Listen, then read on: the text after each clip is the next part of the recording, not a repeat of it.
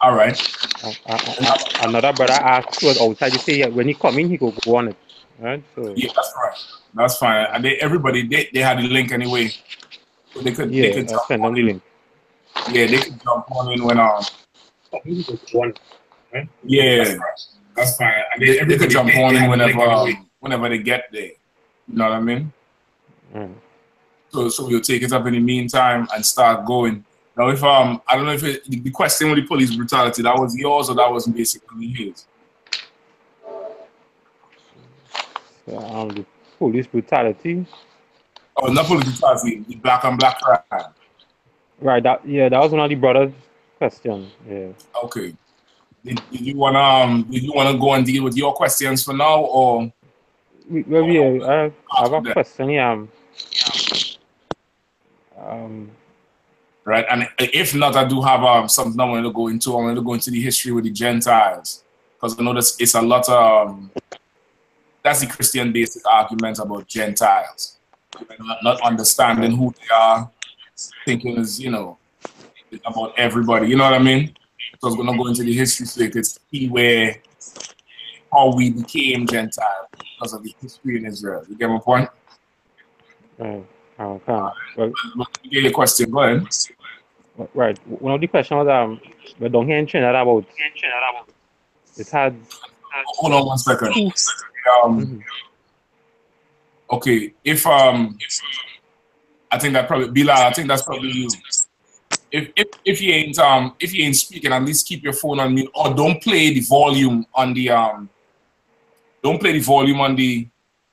Hangouts on your phone because you're hearing it through your headphones anyway.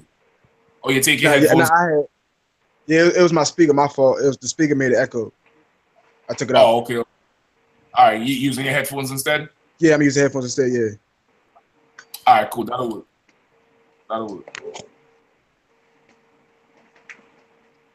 All right, yeah, go ahead, Galawan. Right, yeah, down here in Trinidad, it had two people was in an argument, like in a fight, and our brother tried to part it. The first brother that tried to part it, he got bounced off. That was one incident, and the person who was arguing, the brother who came to part the fight, right? The brother who was in the fight jumped in his vehicle and bounced on the brother who was trying to part the fight. Right? Then in our next incident, two people was arguing in a bar, and our brother tried to part it, and the guy took out a gun and killed him. Right. Right? So I was just wondering, if we see a fight, what are we supposed to do? Stop the fight or just leave it alone? What, that's my question. Yeah. All right, hold on.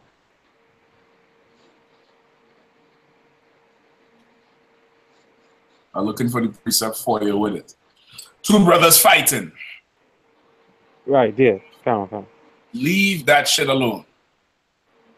You understand? Two brothers fighting. Alone. Now, the two incidents you were talking about, right? Just give me some more details with it.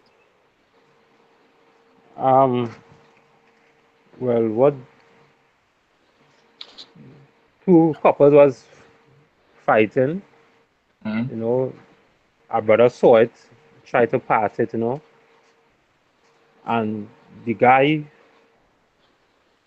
who he was passing our way jumped in his vehicle and bounced on the guy he was trying to pass the fight. Right. Then it had a next incident in a bar. Two people was in a bar. This was a man and a woman. Right? So the brother was trying to maybe save the woman, who the man was trying to beat up. And when he parted or whatever, about an hour later, the same guy who was passing it came back with a gun and shoot him and killed him. Right. Right. Okay. So in the first one, right? In the first one, where the two brothers was fighting, was they fighting in a way that was unto death, or it was a fist fight? Yeah, it was. It was a fist fight, right? Yeah. And you asking if it is now that if you asking if you see it, what should you do? Or you asking if okay, if you see it, you don't know these niggas, leave that shit alone. You leave that mess alone. I ain't got nothing to do with you. I'm looking for the picture with it now. The words explain the words escaping me, the words in it escaping me. But you leave that alone. No, it's something you have to understand with having power, right? Having power means, you know, you have command over something, and you people are able to listen to you and follow what you say. You can definitely control a situation. Because you don't know them, you don't really have too much power over them. But somebody who knows both men might be able to get in between it and stop it without it being an issue. You understand what I'm saying? So now the brother who got ran over, right? Does he know them or he just jumped in? It's like I don't believe he know them. No. Right. He just jumping. That ain't got nothing to do with him. You understand? That ain't got nothing to do with him. And like I said, I'm looking for the words right now, trying to type it in, but there's a keyword there that I'm looking for. I ain't getting it. Stones. It's supposed to be right or wrong, where there's a scripture that tells you if two men fighting and a woman, like one of the men wife sees it and she wants to jump in, that's, you know, that's her husband, she jump in, but she can't injure the man a certain way, right? It's right or wrong there, where men have disagreements and they're gonna go to blows sometimes. They're gonna go to blows. Like, we ain't Christian at the end of the day. You know what I mean? We ain't, you know, yeah, we ain't like the white man take off a glove and slap you in your face with the glove. You know, I challenge you to a duel. That ain't how we are. Like, we to the point where something could go, you know, from 0 to 100 quick. And men might square up. Men might square up, and it's a fisticuff situation. It's a, you know, hand to hand. You understand? Like somebody getting wounded, but ain't nobody gonna drop dead over it. You get the point? A situation like that, you leave that alone. Now, a situation where now, okay, somebody is going to die if this doesn't happen. Somebody is going to die. Hold on one second. Somebody's going to die. Somebody will be greatly.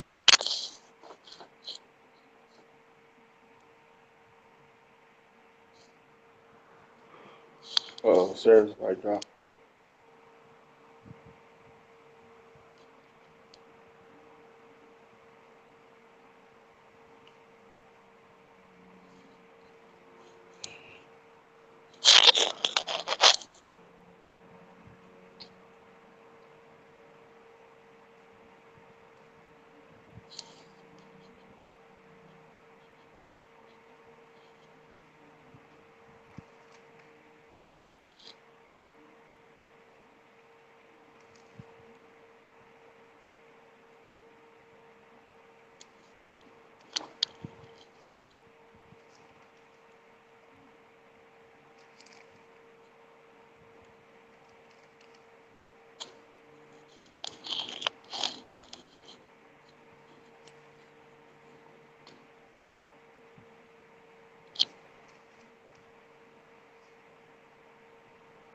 Okay, you hear me now?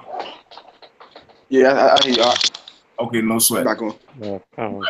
So in a situation now where somebody is going to die, you're going to have to know, you could get in there to restrain, to preserve the brother's life. You understand? You could get in there to restrain, to preserve somebody's life, to prevent a murder. Now, the question is, should you right now go get in there? I would leave that mess alone. That ain't like if I'm walking the street and two brothers, they about to kill each other. That ain't got nothing to do with me right then and there. No, I'm talking as an ordinary civilian, as an ordinary, brother walking the street. No, as my office in the UPK, that entitles something different. On most situations I walk by, them two brothers fighting, they're gonna work that shit out. You understand? There's instances where a man of the Lord takes a position to intervene in something. Where there's an obvious victim, there's, somebody about to go get murdered, somebody about to a child being molested or raped or something like that. You get the point? And still it takes a little bit more seasoning with it. But for most intents and for the majority of what you are saying, where you're asking if it is now how do you get in? How should you get in or should you not get in? For the most part, you leave that mess alone. That ain't got, nothing to do with you personally. Now, as you building up the school, as you getting brothers coming in, what's going to happen is the area is going to be more safe. That area is going to be, way safer than what it was before. You understand why? No. Because are changing people, the way that this thing are changing, are bringing people into the truth, so it'll be more safer. All right, I'll take that. Okay. First off, when you for brothers who might be in the world and might have an altercation, right? Typically, how would you describe those brothers who may have a beef and have a dispute in the street like that, where they fight, where they have a full-on fisticuff, they're fighting, blows going?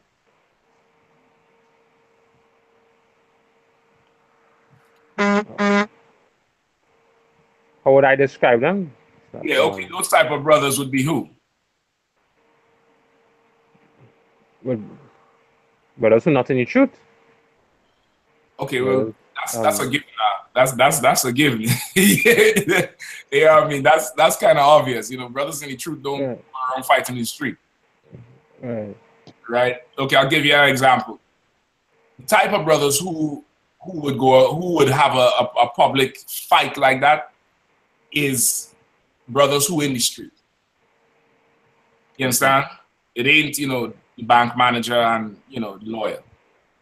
You get the point? It ain't your average Christian. It's brothers who in the street fighting. And brothers in the street have more power in our society than a politician. You understand? Brothers who in the street, they have a way more influence and way more sway in society than your doctors and your lawyers. You understand? So now as you teaching, as you start going to speak, those brothers will change their life. And instead of not being able to solve the dispute, now they'll call a counsel. Now they come to you for counsel, for you to solve their counsel. You get the point? Okay. Now the strength that they have, they use it to police their own neighborhoods. Like in our communities, like in the villages where we live or the ghettos where we live, brothers used to typically have a watch over the community. That's where the Black Panthers started. Like brothers would watch the community. So like even in Trinidad where you at there, like even up north and all them get to certain areas, brothers would be on the block and they would catch the person breaking into somebody's house. Like by the time the police arrive, this nigga done tied up and his head split open and bloody on the ground waiting just to go in the car because the village fall on him. And the village is not everybody, but the village is the strong men who there. You get the point? Yeah, can. Village is the strong men who there. So now, give me Mark 3:26. Right? Karamiala Tuwara to Deuteronomy 25:11. That's what that is. I just look it up. Tuwara 2, brother. That's exactly what I want. We'll start with Mark 3, I think 26.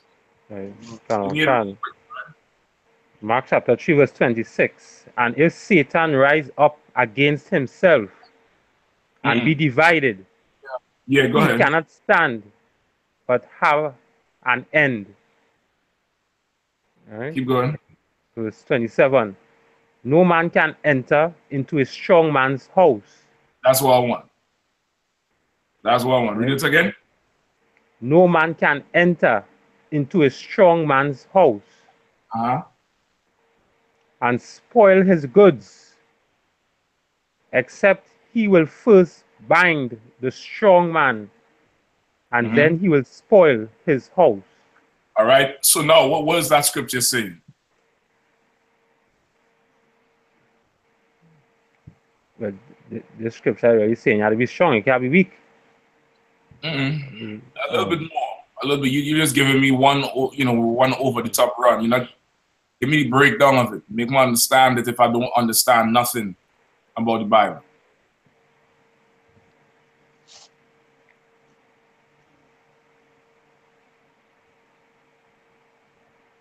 Can you read it one more time out?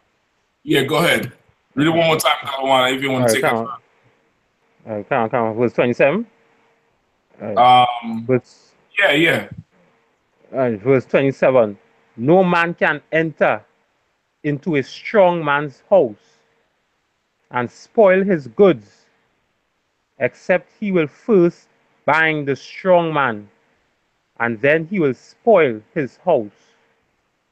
Right. So do you want it like the answer spiritually, or you want it like from somebody that don't understand it, like answer? Just break it down however. But basically it's saying the strong man is somebody that's into the truth, and somebody as worldly as, like the example the brother said, somebody fighting you, don't want to bring him into your house because he'll spoil you, but you already got good, and he'll come in there and defile you and mess up your happy home, basically. A little bit more than that. I don't want you to try that again. Right. Well, only if a man bind, only if someone bind a strong man, meaning captivity, meaning what?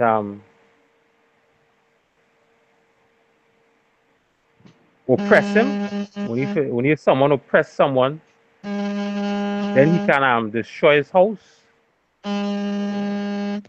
That's it. That's more it. Bilal, you understand it? Come. Right. Read it one more time, Galawan. Come. Verse 27. No man can enter into a strong man's house and spoil his goods, except he will first bind the strong man, and then he will spoil his house. Right? No man can enter into a strong man's house and spoil his goods unless he first. How can he spoil his goods? By binding the strong man first in the house. Right.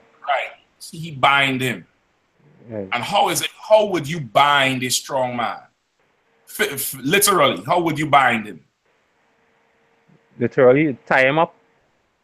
Tie him up, think about, like, he ain't gonna let you tie him up. Well, they had to have a little fight, you have an altercation. Okay, but he's a strong man, so you can't fight him.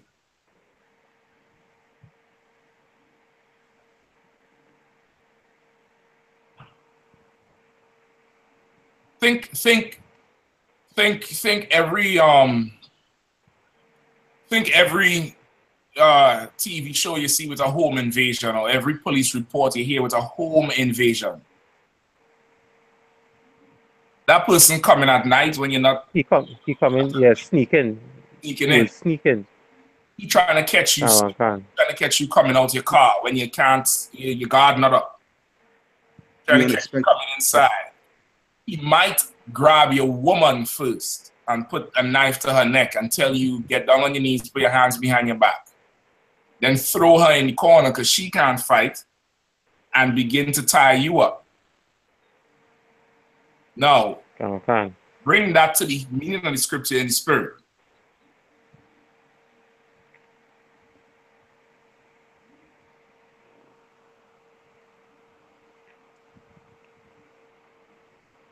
Anyone? Bilal?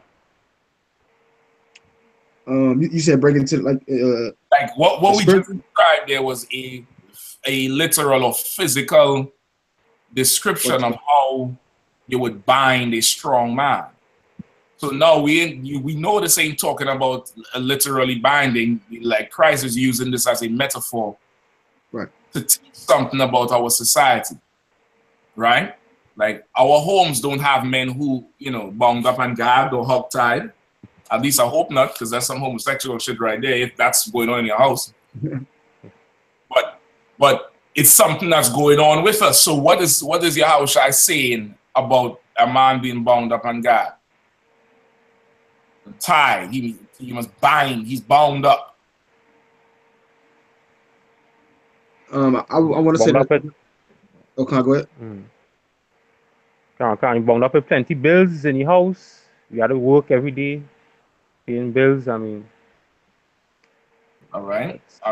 I'll take that. Bilal, you was gonna say something? No, I was just gonna get back. I was gonna say slavery. Slavery. I would take that to a point. Go ahead.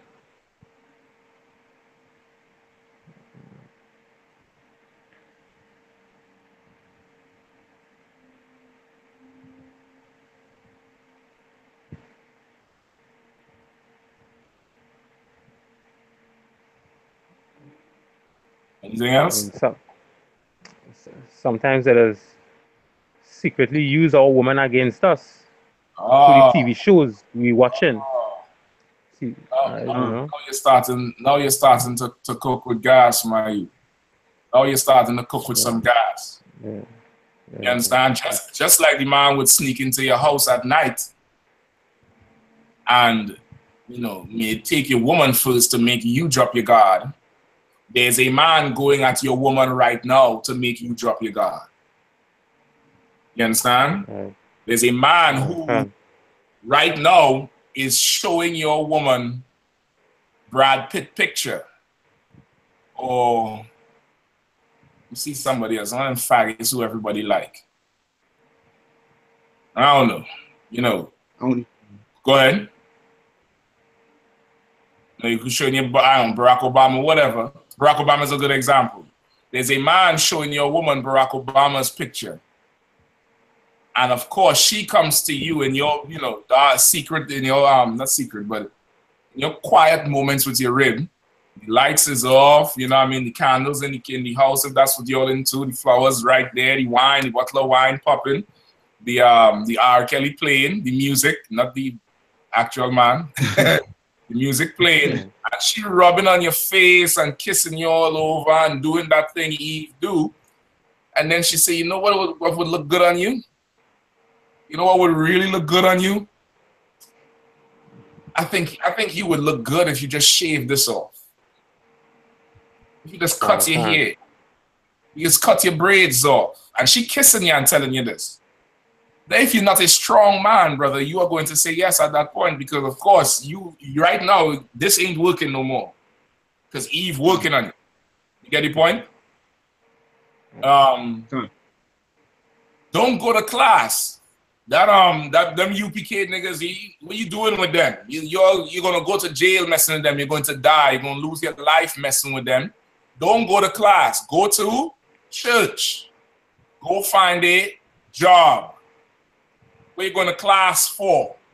Or you have a slavery, especially if you have a good slavery,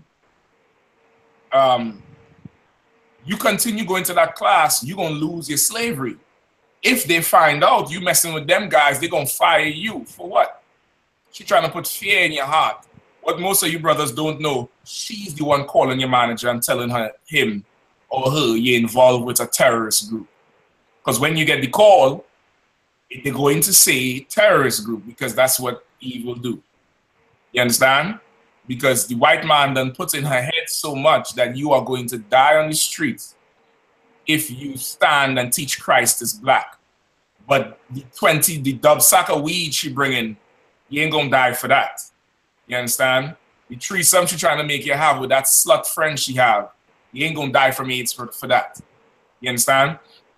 The oppression you talk about, the lifestyle, the excessive bills, the debt that America makes us live in, right? Our lifestyle, or not just in America, but in the Caribbean, in the Central and South America, our lifestyle is a poor man's life. It's strict hand to mouth. It's strict, you know, get paid today, gone tomorrow type of lifestyle. You are bound up, and you a strong man, but you bound up. There's another example, Gallo. I know if it might be on the forefront of your mind, being that way you are on the globe, but Bilal might be able to pick up on it a little bit more because he's here. There's another example that's was recently in the news about strong men being bound up.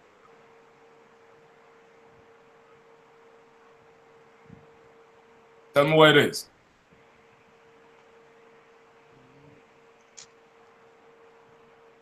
If you remember.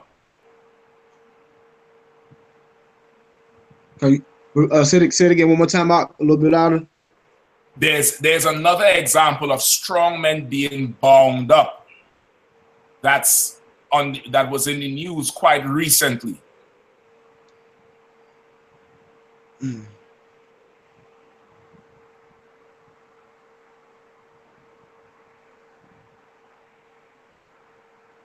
I'm not even too sure. I'll tell you the truth. I haven't watched the news. Listen. Colin Kaepernick taking a knee because of police brutality. You're familiar with that? No, I haven't seen it. No sweat, no sweat. Let me see if I can help you all out. Right? Anybody knows who Colin Kaepernick is?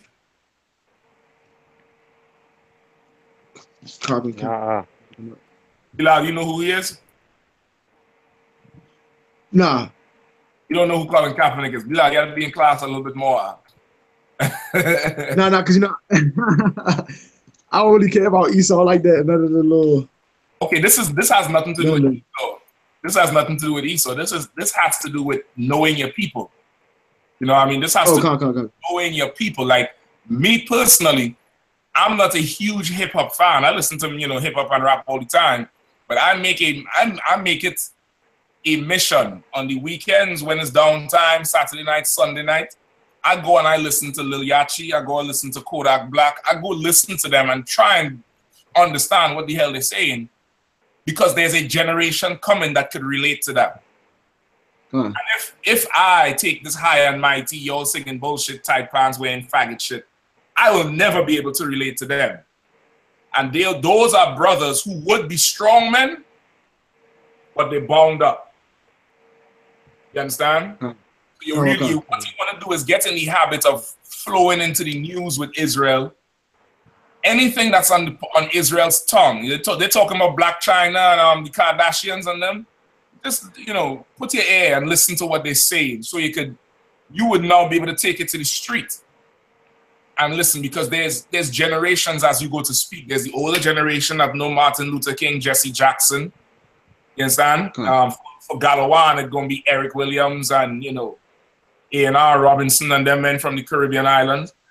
And there's a younger generation that only knows, you know, Yachi and Post Malone and, you know, Migos. Right? For Galawan, it would be Alkaline and Popcorn and Marshall. Not even Marshall is old school. But you get my point. You're gonna have to keep a pulse on Israel, or else what you saying, you can never make the Bible come alive if you don't do it. You'll just be here, and the Lord said, don't eat pork. And the whole world talking about Colin Kaepernick taking a knee. Like, you're gonna have to make not eating pork relate to that nigga taking a knee somehow. But if you don't even know he doing something, how can you talk to people? You get the point? Right? So Colin Kaepernick is he's a famous NFL quarterback. He plays for the San Francisco 49ers, or used to play for them, I believe. And in protest to all the police brutality that was going on, at the beginning of every NFL game, he would take a knee. All right, this is who he is right here. I'm about 1 second. That's cool. All right, this is him here. Oh, Khan know who he is. Yeah. You know who he is now? Yeah. Right, this is him here. Right? Everybody seeing Galawan, you see? Khan. It's a brother. Right. This brother here with the braids, right? This guy joined him after, and I think he got fired too. But of course, he's not a big name like Colin Kaepernick. So, you know, they ain't gonna give him no such a, you know, flack like that. Now, all these other men here is black men, and they in the back and, you know, they singing the anthem. They standing up, head down, hand across the heart. You know, this is him here again. Soldiers, Marines, sailors, you know, Navy. He on his knee. He's like, I ain't standing for the flag. To hell with that nonsense. Right? For police brutality. Right? Everybody knows who Michael Vick is. Right. Yeah, I know Michael Vick is. Right? Michael Vick.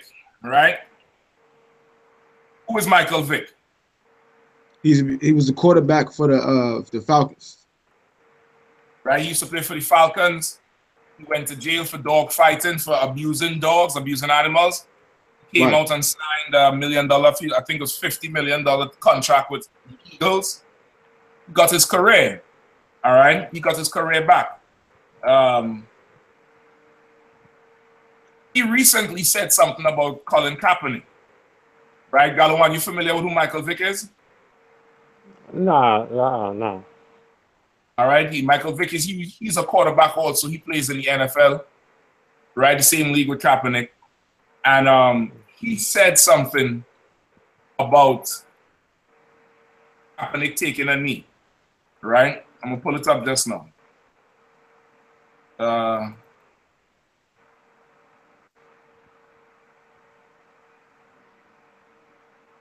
But Silak is, do basketballers do the same thing that they are doing? Not stand up for national anthem, or just the NFL footballers? Okay, it's not so much sports specific, but it's an individual thing. You understand? It's the individual. It just happened to be that this individual, Kaepernick, he was the one who he decided to take a knee. Right? For whatever reason, whatever was his motivation, you know, he took a knee. That's his way of protesting. He's like, I'm not going to show y'all that type of respect when daily y'all murdering my people. Right? So he took a knee because you're supposed to stand for the anthem. It's not a law. You could sit if you want to, but taking a knee is like, I ain't doing it. And then he grew his hair because he's making a statement. So this is what Michael Vick turned around and said, right?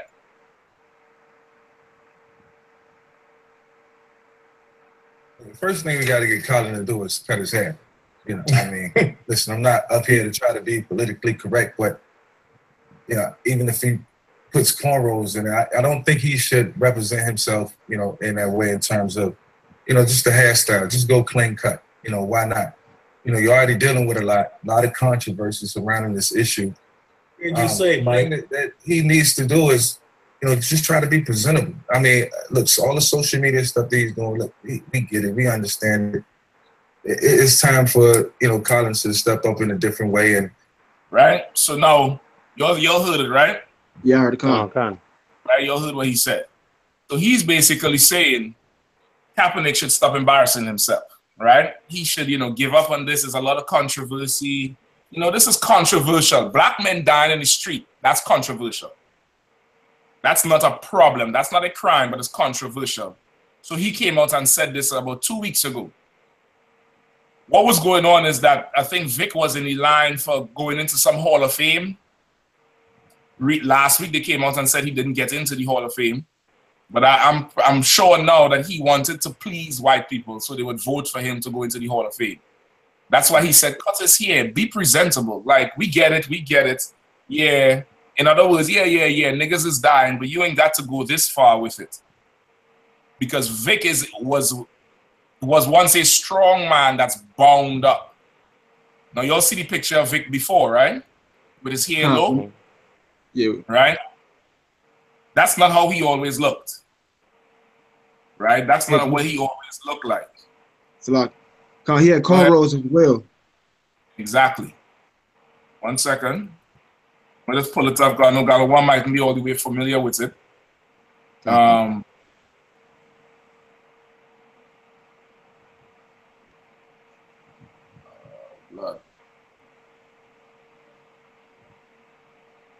Bear with me. While you look it up, I was gonna say, I was gonna say that's spiritual too, because back in the day, that's to show you how we got slavery locked on our minds. Because to get a job, our mothers and our parents used to say, "Don't grow your hair out, cut your hair so you look clean cut, wear a suit so you can get a job for your interview." So that's spiritual as well. That's it. That's binding a strong man. That's binding him.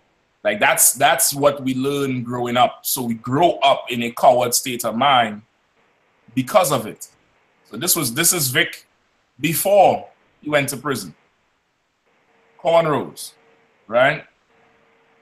This is him here again. This is a press conference, brother. This is a press conference. You see the Verizon wireless thing in the back, Fox watermark up in the corner here, and he flipping the bird to the media. This is him with his hair flipping the bird. And this nigga was killing dogs. Was electrocuting dogs. He was not only breaking America's laws, but he's breaking God's laws. Like, you can't abuse an animal in the Bible. That's a sin. You can't abandon an animal. You have to care for an animal if it comes into your care. I ain't telling you go out there and pick up every stray cat you see, but shit. If you have a dog, don't abuse the dog. If you have a cat, don't abuse the cat. You have a bird, don't abuse the bird. Feed it, take care of it. You get the point? Don't, of course, turn the bird into your spouse like the white man. You know what I mean? White people take it to a different level. We're just talking about taking care of it. But this is him, right? That's who he is right there. Give me 1 second. Let me see some more. You can see his braids and what he looked like before. He cut his hair. This is him here going to jail too. He cut his hair just before he went to jail to try to get a lesser sentence. You understand? So now he wants to make white people love him. Another brother this week came out and said, what's his name? The brother from the Ravens. Anyway, I forget his goddamn name. Another coon type Negro. Right? Ray Lewis from the Ravens. He came out this week and spoke out against Kaepernick as well. Now, Ray Lewis plays for the Baltimore Ravens. This from Baltimore, was involved in murder cases, brother. In murder cases as playing. You understand? And he came out and said Kaepernick needs to give it up. Kaepernick needs to stop. He needs to, this was his exact quote. Get back on the field and let your play speak for itself. This has nothing to do with football. You understand? Let's pull up the article and see what he said.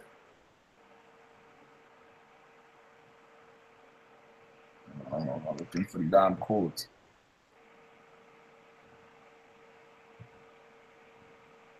There's probably nothing in this article. But he said it, right? This has nothing to do with football. What you're doing is not football. This is something else. Right? That's what he said. So now, these are, look at this dude here. Look at, and this Ray Lewis, he ain't no small dude. He's 6 something. You know what I mean? 6'1". Right? 6'1", 42 years old. Look like about 250, at least. You get my point? And you're looking at him and you think he is a strong man, right? But when it comes to the death of his brothers, he tells a man who is stronger than him in spirit to stop doing that and just go play football. You understand? Okay. right? We are bound up. We are bound up in, you know, sports, in entertainment, which is something our oppressor uses against us to bind us up. The promise of entertainment, that's why the entertainment industry is so big amongst black people. Because it's dangled over our face like the carrot in front of a horse as a promise or what we think is a solution to get out of our problem, when it's more bondage. It's more bondage. You get the point? And that entertainment, always being entertained, be happy. I don't want to, I don't trying to worry about nobody problems. That's what they feed to us so much. And that has been the decay of our society, because now there are no more strong men except for the I.S.U.P.K. You get the point? There's no more strong men who are willing to stand for black people the way the UPK stand for black people, and intervene for black people the way the UPK intervenes, because everybody else is so busy having a good time, which is being bound up. Go ahead, Bilal. Yeah, I was gonna say that spiritual tool to prove that the brother is strong. When he did it, they fined him $150,000, and he still takes a knee. Of course, he trying to get a new contract right now. Nobody want to sign him, and he ain't commit a crime. But the other two brothers committed crimes, been to prison. I ain't too sure about Ray Lewis, if he actually made a jail or if he was just involved in it or whatever. But these is men who, you know, these end up standing niggas. These end up standing citizens like what America loves. No, I ain't, okay, I'm not here, you know, to disparage or bash the men based on what they was doing in the past. They in the world, they ain't know no better. But what I'm saying is America is teaching black people a lesson by elevating Ray Lewis and elevating Michael Vick and depressing or oppressing Kaepernick, because Kaepernick represents those of us who are affected by police brutality. And now when we see what they do to him, what does that tell me, who is not a millionaire? Kaepernick is a multi-millionaire. Look at what they did to him. What does that tell me if I'm watching UPK tapes and I have the spirit to now come to camp one day and stand in all black? What does that tell me in my spirit? That you're a strong man. That you have, you're strong in faith. When I see what they do to Kaepernick, and when I see what they do to Ray Lewis and Vic, what is that communicating to me, Galwan? Kind of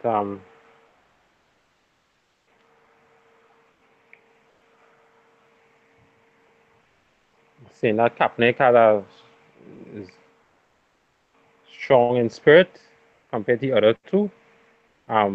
Listen to the question. Listen to the question. I've seen what Kaepernick has done. Took a knee, standing up for black people by not standing for the white man. I see how the white man has punished him, and he is a millionaire. These other two niggas is criminals. They committed crimes. Something my mother and father would kick me out the house for if I'm a criminal. But I see how the white man gives them contracts and millions. Ray Lewis came out off of that murder case and got $100 million contract with Baltimore. 100 million. What does that tell me if I'm a young man in my spirit and I want to stand for my people like Colin Kaepernick stood for his people?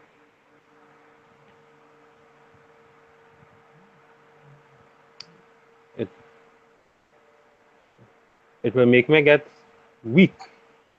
Why? Seeing that America will crush you if it stand against them. But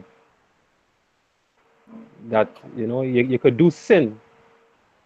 And America will stand for you. If you do sin, America will stand with you. That's it. But if you stand against them, yeah. That's it. That's exactly it. Like, no, I want to go out there. I want to go on the streets and teach black people Christ is black and the Jews is black and who the Gentiles are. I want to go there and tell them the white man is the devil. But if they do that to Kaepernick, what will they do to me? I might as well just go ahead and just get high and sell drugs because shit, you know, Vic, he was all right. Yeah, he went to jail, but he's all right. He on TV right now, talking on Sports Center. He's all right. Ray Lewis met with Donald Trump, brother. That nigga met with Donald Trump. So what route do I want to go? Do I want to stand as a strong man for black people? Or will I get scared and learn to shut my mouth, or else massa will take away, you know, my place on the plantation? He might send me back out to the barn instead of letting me sleep on the bottom step of the big house. You understand? He might send me out in the field instead of making me a house nigga. You get the point? You understand the slave mentality? You understand how strong men get bound to hell up? Like these brothers, you see the average brother, you see the average NFL game. These brothers is amazing athletes. I'm talking about amazing athletes.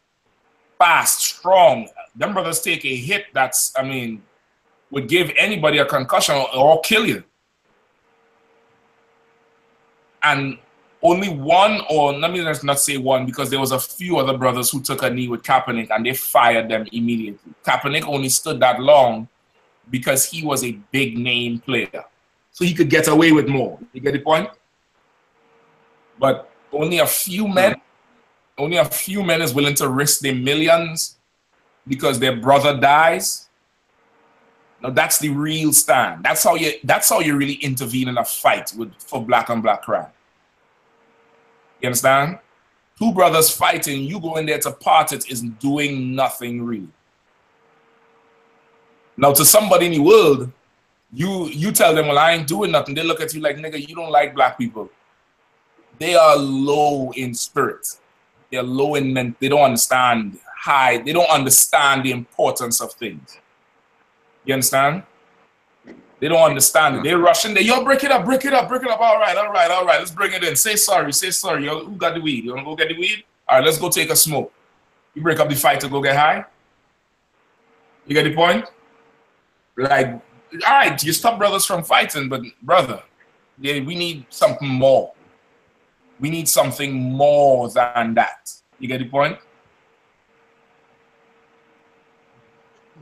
So like this song like the Willie Lynch syndrome, where he taught us to make us fear our slave masters. Well, that's what it is. You know, of course, the Willie Lynch comes from that book. Just to let you know, I always make sure to let brothers know that's not a real book.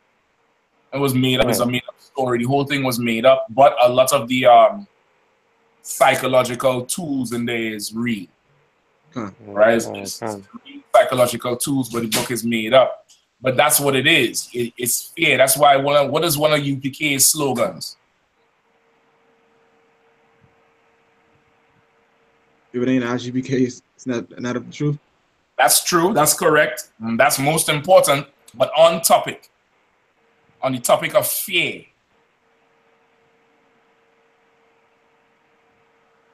don't fear no man but God.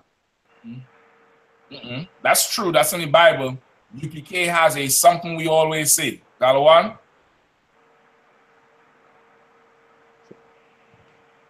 So like about fear, all right. What's in the hangout? In the hangout, what's the name of this hangout?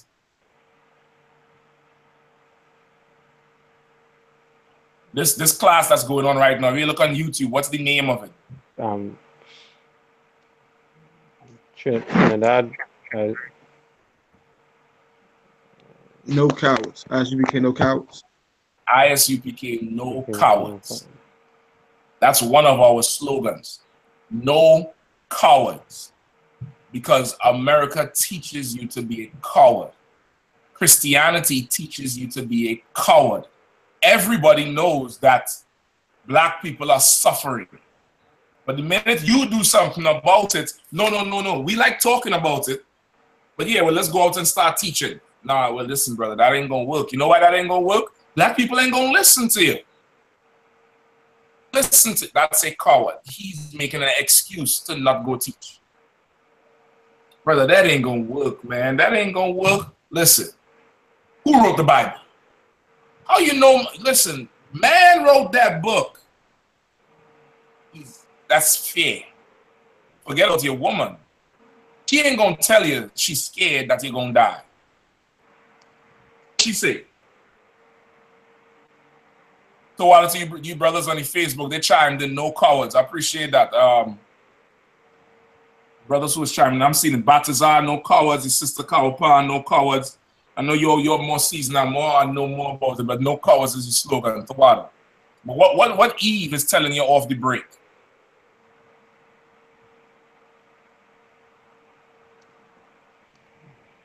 Come on, Galawan. Saka, you could repeat the question. I'm saying the minute you decide to go stand for your people, brothers make excuses like ain't nobody gonna listen to you. How you know the Bible is real? Man wrote the book. That's what they're gonna say. A woman will say something else. She will never come and say, listen, baby, I'm scared for you. That's not safe. You're going to die out there. She ain't gonna say that blatantly. What does your woman say? Gosh, she'll say openly, nobody don't want to hear that crap, or they'll tell their friend, don't pay him no mind, he's crazy. That's okay. They say that in the beginning. They say that when you go to the barber shop, every Friday to get your tighten up. Oh, getting scruffy. That's the talk when it's scruffy. He crazy. Don't pay him no mind. I'm talking about, nigga, when you fully booted up and you come into class like you going to, fight a war in Iraq. You talking with a little more bass in your voice, and you telling you're not saying, baby, please, can you go get a drink of water for me? Kind of, starting to, be a little more masculine in the house. You ain't, begging her to come home or begging her for more time to stay out late. You just ain't answering the phone no more. Or saying, listen, I'm gonna be there when I get there. Chill out. Just make sure that thing ready when I get home. I'll be there when I get there. What does she start doing? Sometimes she starts packing her clothes to see if they will listen to her rather than the UPK. She starts to pack her clothes. Now, for a man that's never been through it or who hasn't been seasoned or never got taught by the UPK, a brother in the world, she packing the clothes, what does that communicate to him? Can I word it up a little bit better? I was going to say, normally what she'll do is she'll go to somebody that's not as masculine as that brother. She'll talk to a white guy. That's before that. Her actually leaving is the last straw for her. But she will do things before that. You have to understand, a woman, she ain't like a brother. She ain't, direct. You have a problem with a brother. Nigga, what's up? What's up? That's man. A woman is looking for the soft part to stick the knife out. No, she ain't built strong. She ain't a man. She have one chance to wound you and bring it to your knees. You get the point? So she ain't coming at your head on. She coming sideways. She doing something different. Now, in the right spirit, that's a good thing. His sister could be, she could be right with that guile the Lord gave her. And that, femininity the Lord gave her if she have the right spirit. Let me help you all out. In the world, a woman, when she ready, she packed the bags and said, nigga, F you. You go back to that class one more time, I'm leaving. Or, who the hell you think you are? You wasn't like this, nigga. You ain't shit. Who you trying to be? She start belittling you. That's her way of communicating to you. She is scared to death that you are going to die. But because of society, because society tied all the strong men's hands up, she didn't have a father to protect her when she was young. Or she witnessed something horrible happen to her father because there was no strong men around to stand for him.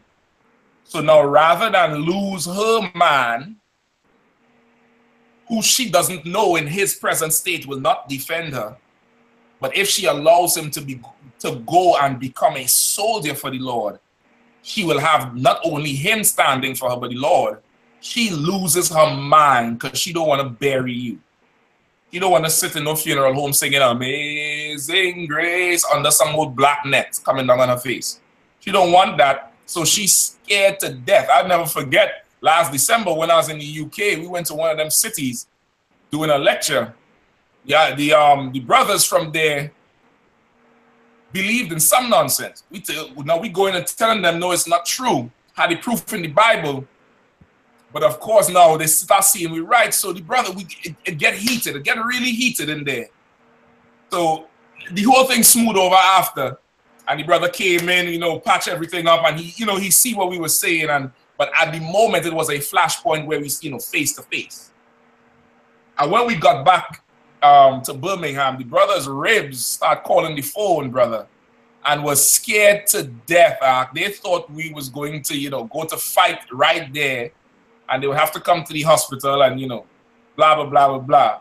So, of course, we laugh and we say, now you see why women don't need to be at camp. Because you're just too damn emotional. That's how men are.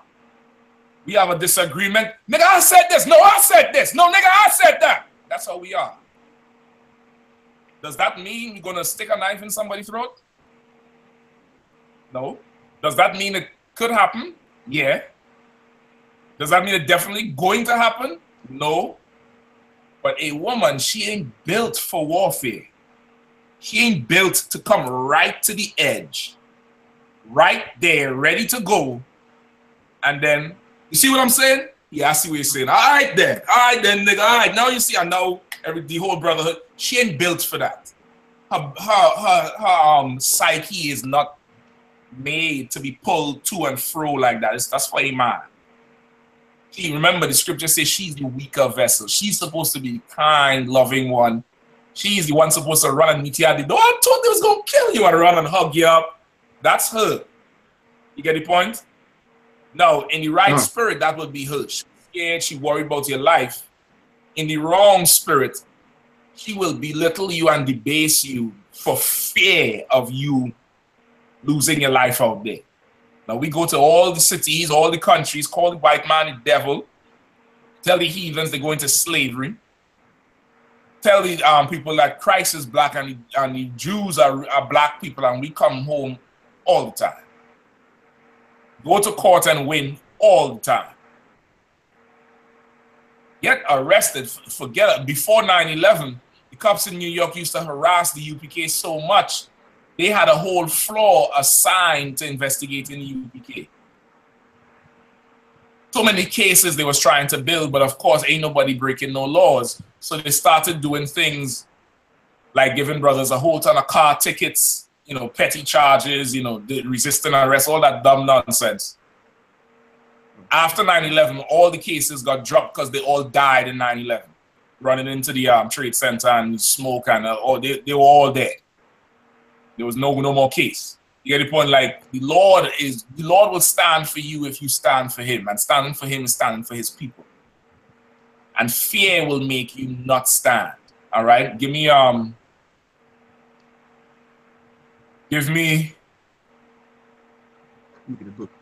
John 4:18, real quick.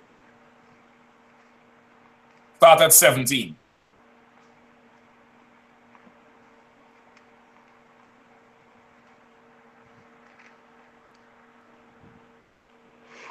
First John chapter 4, verse 18.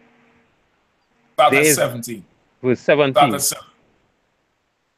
Herein is our love made perfect, that we may have boldness in the day of judgment. Because as he is, so are we in this world. Go ahead. Verse 18. Right, so now you say, here's our love made perfect. This is how our love is made perfect. Right? That we have boldness in the day of judgment and we stand bold and say what is the truth. Right? As the Lord is, so are we in this world. Keep going. Verse 18. There is no fear in love.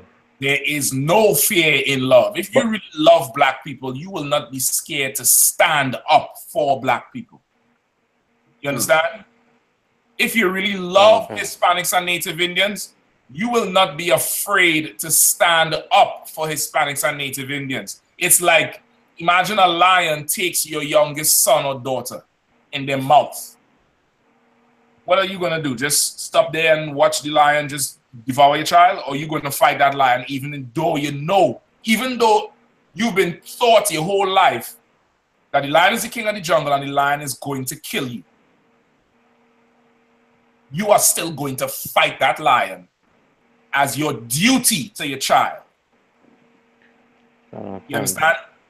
And you really saying in the spirit that this lion can kill your child if it can kill you first. The only how you get to this child or this woman or this person is over my dead body. How many times you heard that in a movie? Over my cold, dead, rotten corpse, like how Clint Eastwood used to say, right? But even if you know it's death, I am going to face it for the sake of this person here. You understand? Now take that and take that same love and put that to your brothers in the street, to your sisters, to the brothers in the barrios and on the reservations, on the borders who detain. Take that same love and now you tell me if whatever that loudmouth dragon you have in the house, whatever she say, could stop you from going on the street. Stop you from going and say the white man is the devil. Or some brother who claim he all about it, but the minute there, well, let's go on the street now. We're going to hand out some flyers. What? Hand out that piece of paper? Man, you ain't see that devil symbol up there? All the time he with you that, the white man is the devil, the heathens is evil, the East Indians, the Arabs, the Chinese is evil, the oppressing people. Something about it. Because in his mind, what he's coming up against is bigger and more powerful than him. He makes excuses to not come up against it. Because fear. What does the scripture say, Galwan? There is no fear in love. There's no fear in love. There's no fear. You go and you do your job. Go ahead. But perfect love casteth out fear. Perfect love cast out fear. Perfect love cast out fear. That's it? Or there's more? Because fear have torment. He that feareth is not made perfect in love. Fear hath torment, brother. Torment. You ever see somebody who's scared? How they say scary? You terrified. That's where the word terrorism come from. Fear got torment. Like white people after 9/11 was not going anywhere. Anyway, like I wasn't in DC the time of the DC sniper, thank the Lord. But shit, I heard everywhere someone saw a white panel van, it was, run, duck, jump for cover.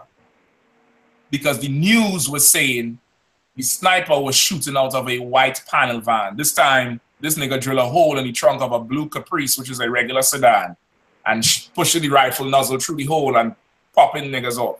But they didn't know that, and they didn't care to know it because they're so scared and they're tormented. So it's like they have to reason in their mind where this threat is coming from, and it makes sense. You have to be in a van somewhere. You understand? Fear has torment. Can't have no torment. Now, love, what is love in the Bible? So like love is obeying the commandments of the Most High. That's it. What's it? It's John. It should be John. 1 John 2 and 3, I believe. That's one. I think it's second John 1 and 6. 2 John verse 6. Grab that for me. 2 John verse 6. Grab that quick for me, all right? Can. 2 John verse 6. And this is love, that we walk after his commandments. This is love, that we walk after his commandments. Perfect love casts out fear. If you obey the Lord, there's no fear in you. You understand? If you obey the Lord, there's nothing you will not do to save your people. You understand? There's nobody who could close your mouth. There's nobody who can stop your feet. There's nobody who can close your hands. There's nobody who could, on topic. Say again? Bind the strong man. Bind the strong man. There's no way to bind me up. There's no way. You get the point? So that's the bigger picture of breaking something up. That's the bigger picture of it. No.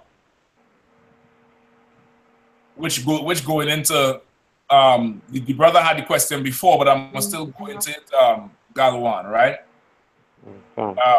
Give me Deuteronomy 25 and 11.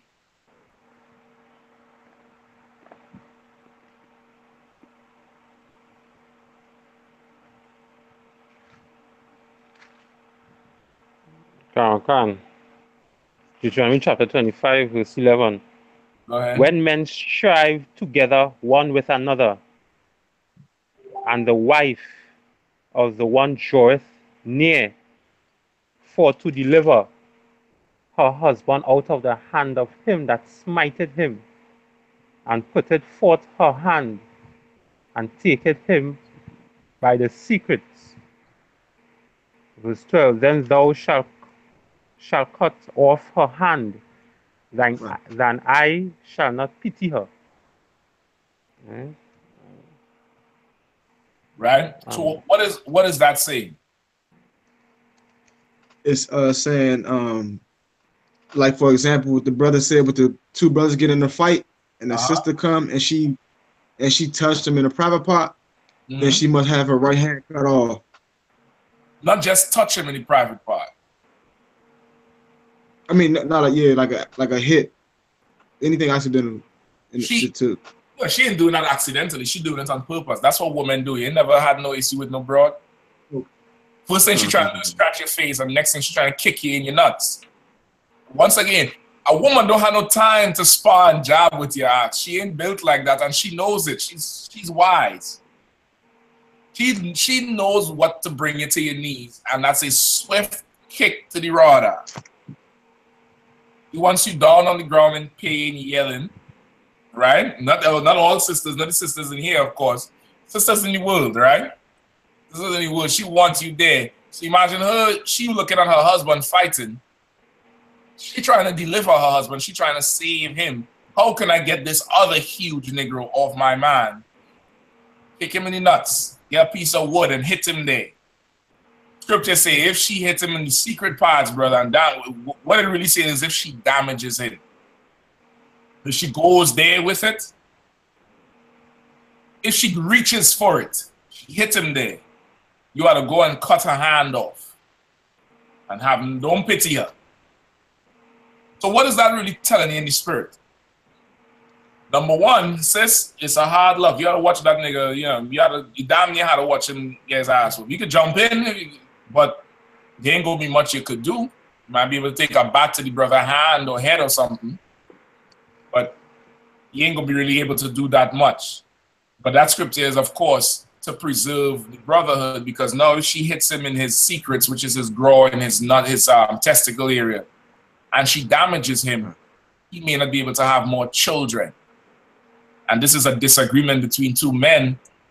A man shouldn't have to pay that price where he can't have more children because some bro just, she don't give a rat's behind about the next brother. You understand? So in essence, she could really sit out. She could jump in. And it ain't saying don't jump in, but it's telling her don't grab for the secrets, which is what women would do if they have to jump in. So knowing that, I mean, the broads we have running around today, I see them all over the internet. They stand up and square up and fight it. But again, stand up and fight it, pull up the pants until they get one right. And then they remember that they bleed every month. You get the point?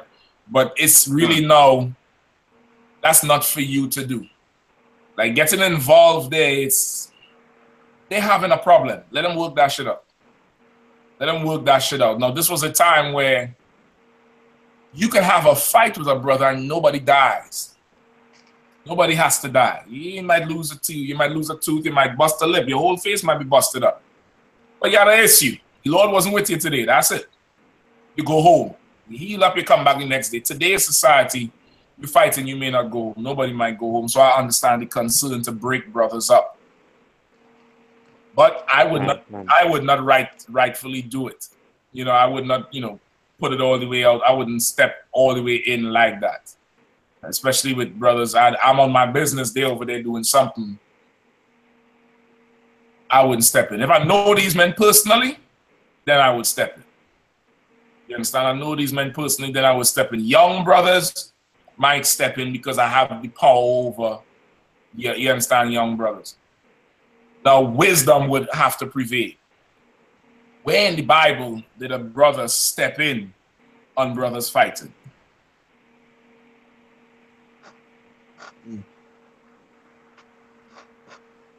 Well, I believe is with Moses when he tried to stop these two brothers when they was fighting, when they was in captivity in Egypt. That thing is Exodus 6 and 9, I believe. A little bit earlier, try Exodus chapter 2, and that's right. Right? It happened with Moses. Right? It happened with Moses, and God, we're going to go right into the question the brother had. You could watch the class later or whenever next you see him. You could, you know, let him know. But it happened with Moses. Moses had to get into it. All right? Let's get it. Exodus 2. Try verse 6. Let me see what verse 6 says. And when she had opened it, she saw the child, and behold, the babe wept. And she had compassion on him, and said, This is one of the Hebrews' children. Right? Verse 7. Then said his sister to Pharaoh's daughter, Shall I go and call Skip down to verse 10. Verse 10. And the child grew, and she brought him unto Pharaoh's daughter, and he became her son. And she called his name Moses. And she said, Because I drew him out of the water. Verse 11. And it came to pass in the days when Moses was grown, that he went out unto his brethren, and looked on their burdens. Right, read that part again.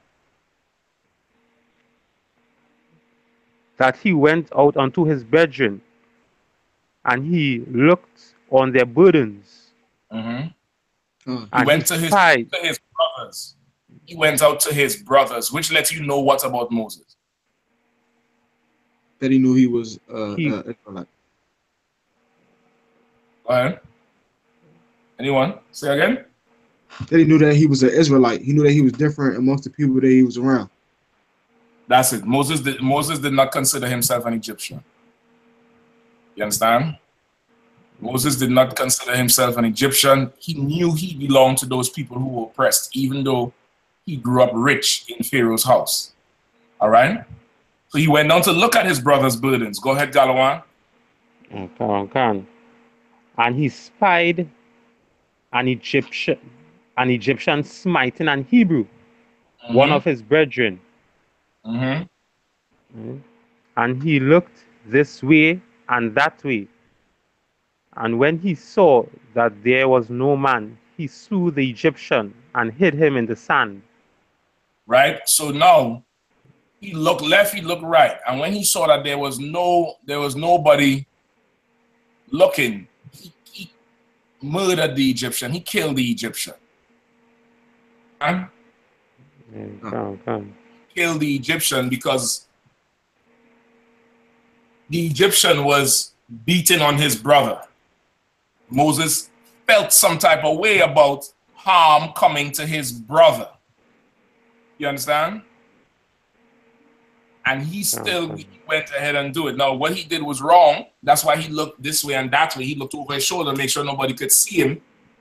And he killed the Egyptian, hide him in the sand right there, knock him out, dig the grave right there, put him in the sand and the dirt in Egypt. All right, keep going. Verse 13. And when he went out the second day, behold, two men of the Hebrews strove together.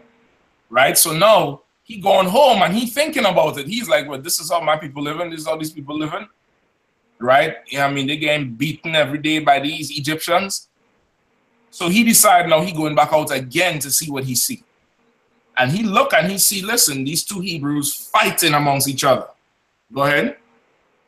And he said to him that did the wrong, wherefore smitest thou thy fellow? So he said to him that did wrong. So based on what he's seeing, he could tell this person wrong in this. And he's telling him, listen, why are you hitting this brother? Why are you assaulting him? Why are you beating on him like that? Go ahead. Verse 14, and he said, who made thee a prince and a judge over us? Right. So now, what was their response to Moses? Like, who are you, basically? It's one way to put it.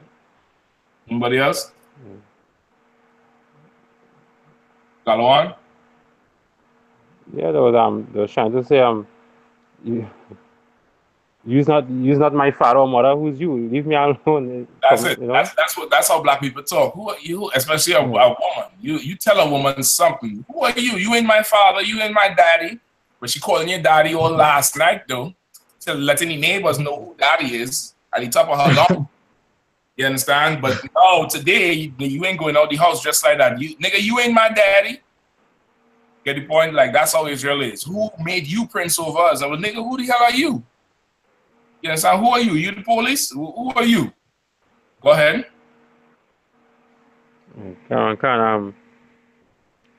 Verse 14, and he said, who made thee a prince and a judge over us?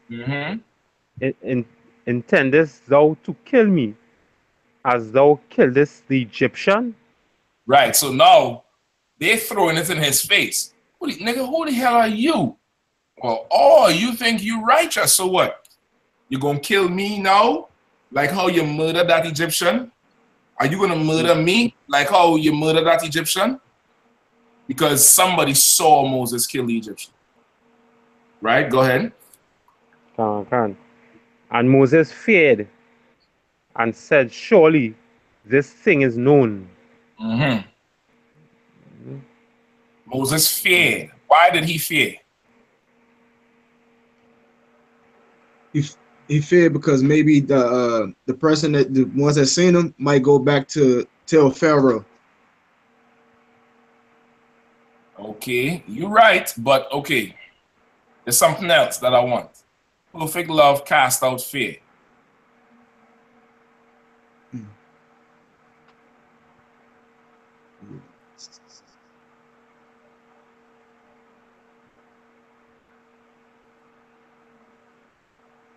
He committed murder.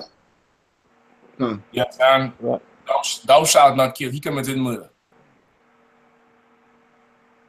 Get the point? Go ahead.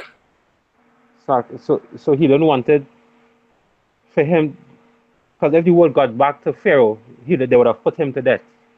They may have put him to death, or they may have, punished him in some way. But just think fear because he did something wrong. You understand? Just think fear because he did something wrong, not fear so much of the punishment of it. Fear because he did something wrong. You understand? And he fled. So he left Egypt. So now what's the key things here that we must understand from this topic? From this part of the history in the Bible?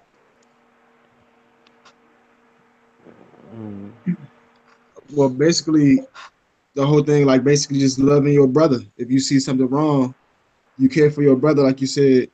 You use that same concept and give it to your brother, the same love. Okay. Shalom.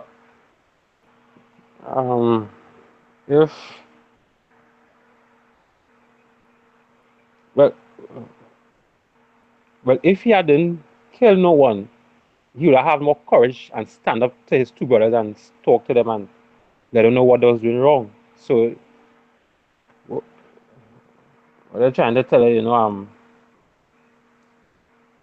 your love for your brothers could be like 100% if you ain't do nothing wrong. Something like that. I mean, That's one way to look at it. But this situation is beyond that, though. This situation is way beyond it. It goes back to binding, basically. If you it sounds like it goes back to that because spiritually, if he wouldn't have been a strong man and killed that person for his brother, they probably want to look at him as differently. So if he would have let them to let the brother the people beat his brother and let it go, then everything would have been smooth. But since he stepped up and been strong as a man, nah, everything would not have been smooth because remember now, those same people who saw him kill the Egyptian, they would have seen him not do nothing about the Egyptian beating the brother. And what would they say then?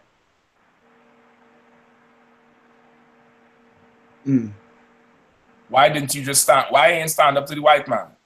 That's what they say now, right? That's what they say to brothers now. You're busy killing each other. Why you don't stand up to the white man? Why they don't stand up to your oppressor? They would have told Moses, why you ain't stand up to the Egyptian? I'm saying the white man for our context today. But they would have said, well, listen, why are you stopping us for? You didn't stop that Egyptian yesterday. You understand? Which is how black people are. You're like, listen, nigga, don't worry about, Bloods and Crips. Nigga, worry about Darren Wilson who killed Michael Brown. You worried about Bloods and Crips. Nigga, go worry about Pantaleno who murdered Eric Garner. Worry about them. Don't worry about us. So it's bigger than that. It's two good tries, two good answers, but there's something else. There's another part of it that I don't know if you're seeing it.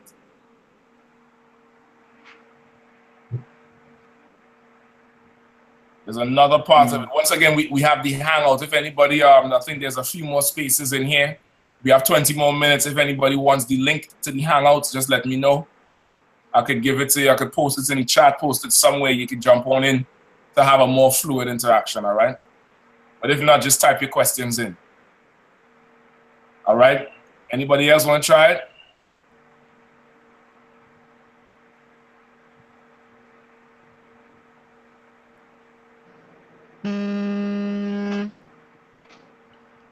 One second.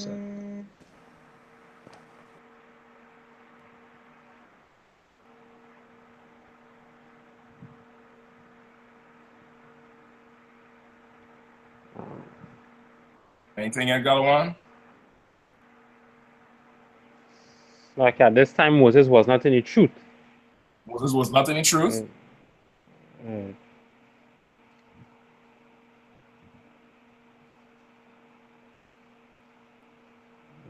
If he was in the truth, he wouldn't have had fear because he would have known that,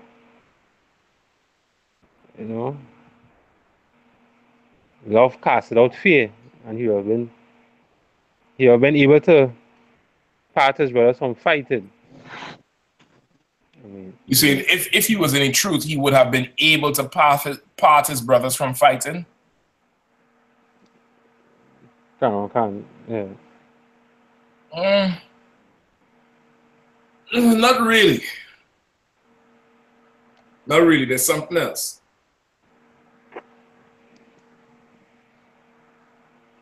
Something else. Anybody want to type it in and try? Right? If not, I'm gonna give it to you. It's something else besides that.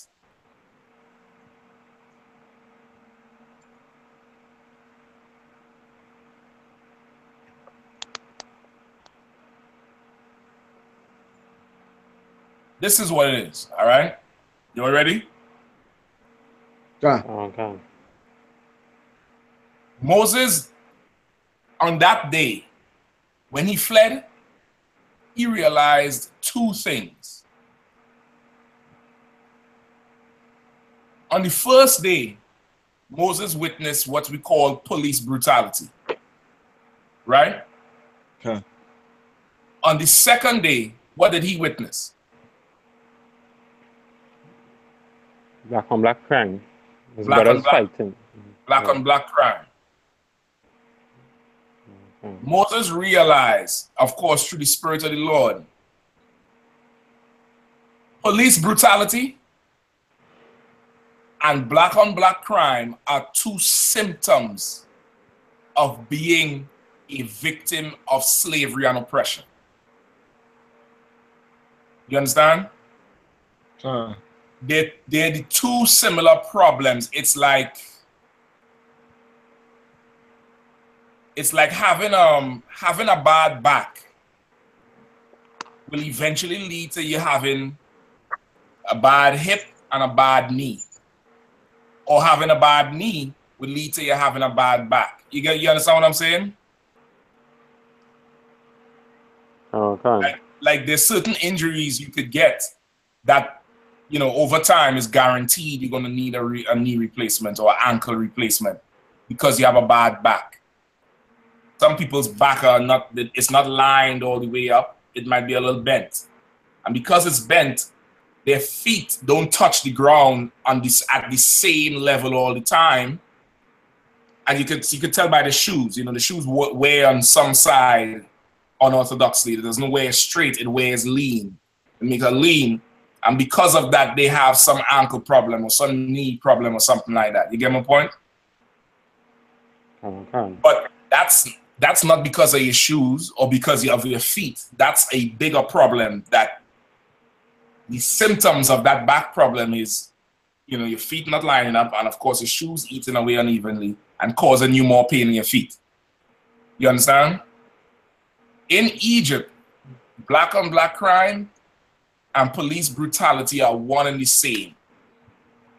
They're one and the same, and they're both symptoms of Egypt. So in America, what we suffer from, black on black crime, police brutality. Caribbean, police brutality, black on black crime. Central and South America, police brutality, black on black crime. That has nothing, police brutality doesn't happen because of black on black crime. Black on black crime does not happen because of police brutality. They both happen because black people, Hispanics and Native Indians are the 12 tribes of Israel.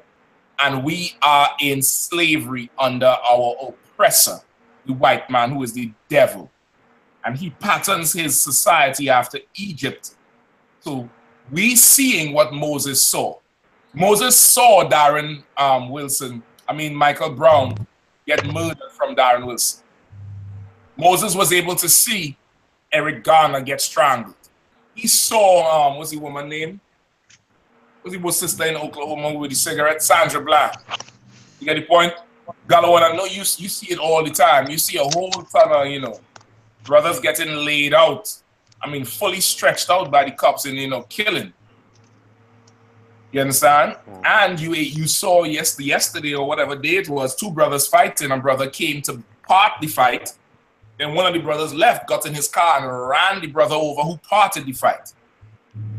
Okay. So now, is the burden or the problem the fight? Is parting the fight going to stop anything?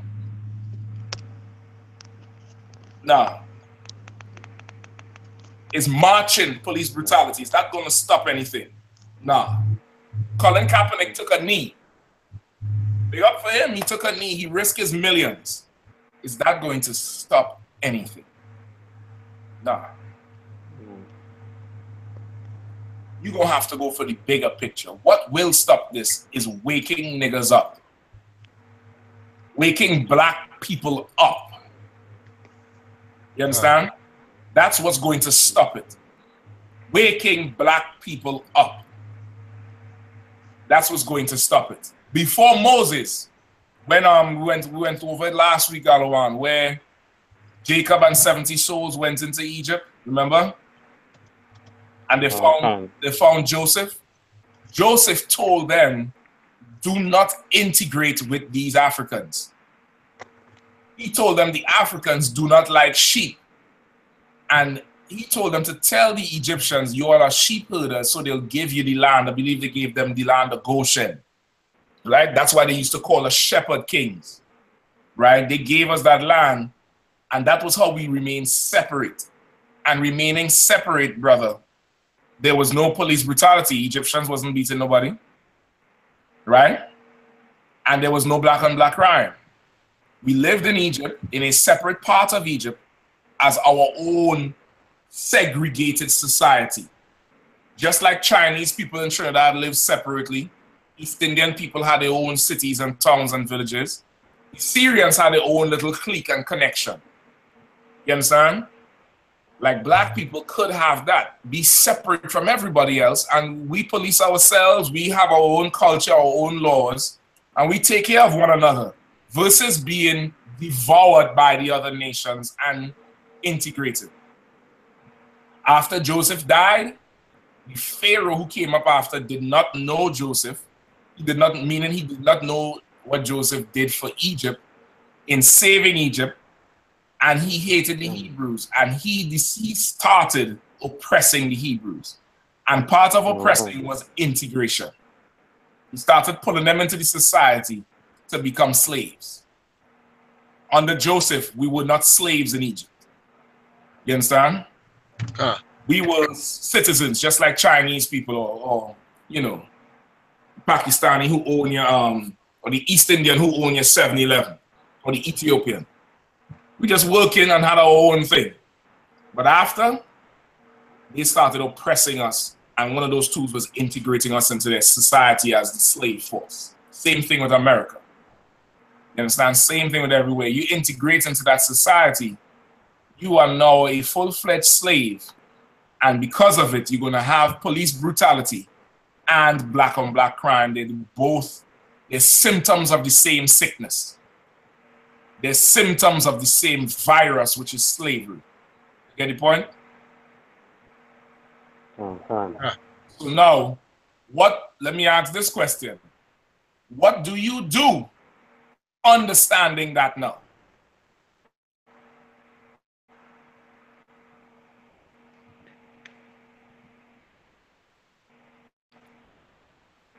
Understand that now, you have to wake people up through the scriptures.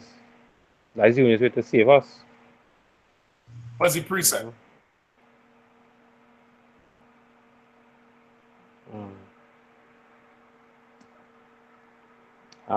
Isaiah 58 and 1.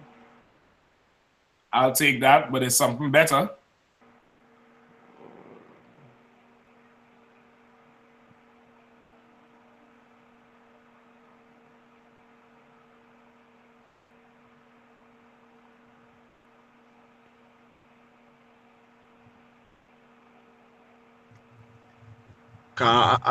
I think I can't think of a precept. All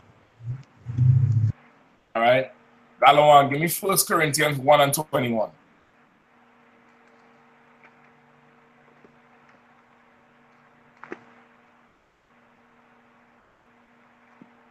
First Corinthians chapter 1, verse 21. Okay. For after that, in the wisdom of God, the world by wisdom knew not God. Right? It pleased. Well, in the wisdom of the Lord, the world by wisdom knew not the Lord. Like, why do people today, why does not the white man respect God today? I would say because he don't know God, basically. By wisdom knew not God. The world by wisdom knew not God.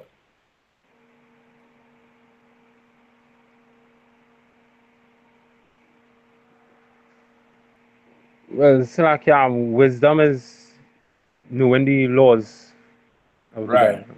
Right? So And they don't know him. You're right.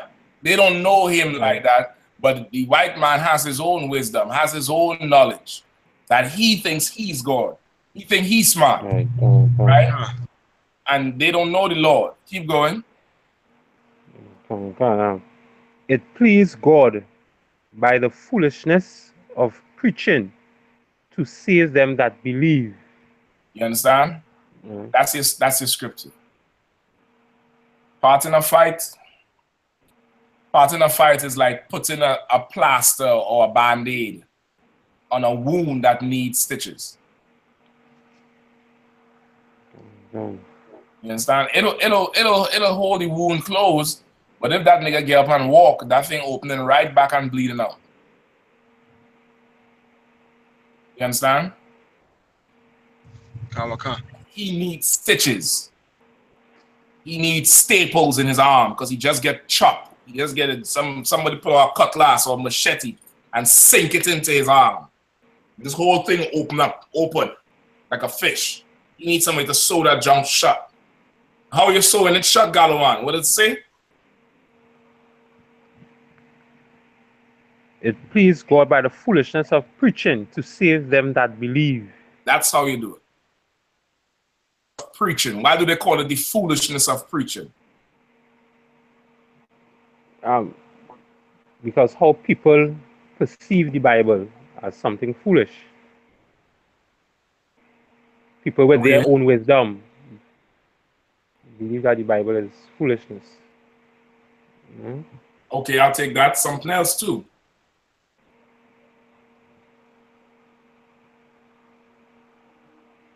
All right, how do black people live today in society? Describe our life.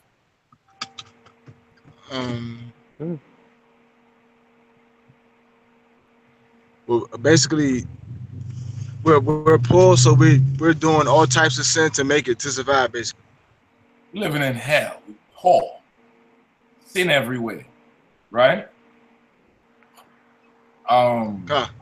Violence, drugs, and you on a street corner teaching, speaking from the Bible. You're a fool. You understand?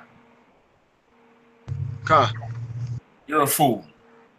America has planes and tanks and ships in outer space and missiles that could travel the whole globe to blow up a target.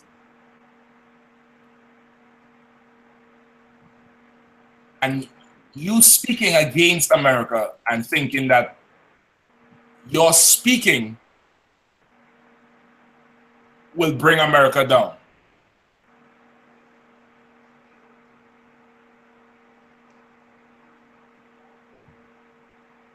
What would people call you? A fool.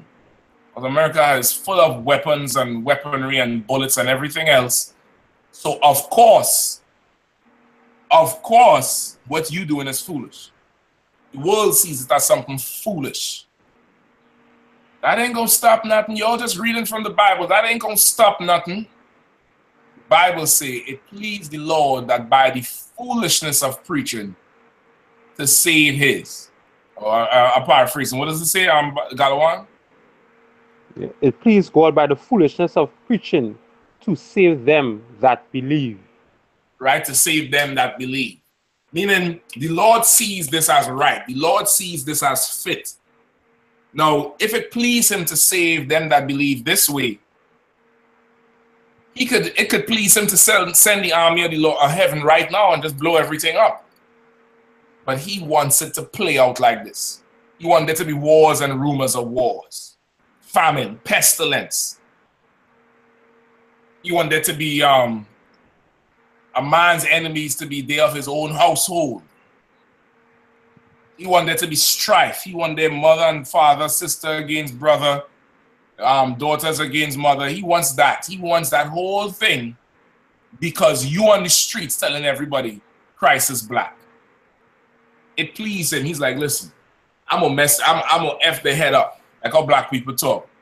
I'm gonna really mess with their head now. Send these men out there to preach, to teach, and prophesy. And as they're prophesying, I will make things happen as they prophesy. As you're prophesying about wars and terrorism, guess what's going to start happening more and more? Wars and terrorism. As you prophesy about the downfall of your oppressor, which is America primarily, aka the white man, guess what's happening as you're prophesying? America is falling. UPK have a song, Babylon's falling, to rise no more. Babylon's falling, to rise no more. We sing that in Hebrew Academy because Babylon is falling. The angel of the Lord in Revelation declared, Babylon is falling, falling, falling. And it starts happening. That pleases the Lord. For brothers and sisters to wake up and come into the truth by hearing you speak on the street. That pleases the Lord. You understand? That pleases the Lord. So now, should you go break up a fight? Me personally, I wouldn't. If I know the men, I'm going to try talking some sense into them. But personally, I would not. None of my brothers would dare scrap in the street. Much less, shit, we don't scrap behind doors, much less scrap in the street. We have disagreements. You got them right, got disagreement.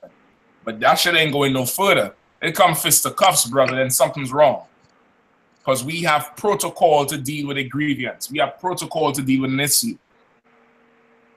You understand? But because of wisdom, being in the truth, learning from Commanding GEN.YAHANNA, learning from the U.P.K, I understand that police brutality and black on black crime is bigger than parting a fight. It's bigger than gun violence. Like how they always say, we need more gun control. We need to, all these guns on the streets, guns, guns, guns everywhere. That ain't got nothing to do with nothing, man.